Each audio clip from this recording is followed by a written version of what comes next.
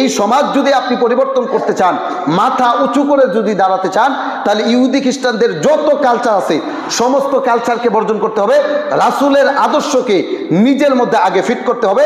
তাহলে এই সমাজ থেকে যত ধরনের জাহিলিয়াত আছে সমস্ত জাহিলিয়াত দূর করা সম্ভব। এছাড়া এই সমাজ কখনো বিনির্মাণ করা সম্ভব হবে না, এই সমাজ থেকে জাহিলিয়াত দূর করা সম্ভব হবে না। এই জন্য প্রথমত আমাদের নিজেদেরকে সংশোধন করতে হবে। ইহুদি খ্রিস্টানদের যত কালচার আছে সমস্ত কালচারকে বর্জন করতে হবে।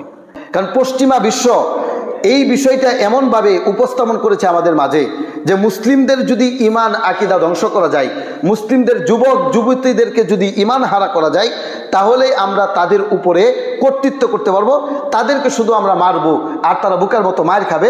কেননা যুবকরা ইমান শূন্য, তাদের ভিতর ইমান নাই, তাদের ভিতরে নায়কের স্টাইল আছে, গায়কের স্টাইল আছে, প্লেয়ারের স্টাইল আছে, কিন্তু আমার নবীর আদর্শ নাই। এই জন্য বর্তমান সমাজের মধ্যে মুসলিমরা শুধু মার খায়।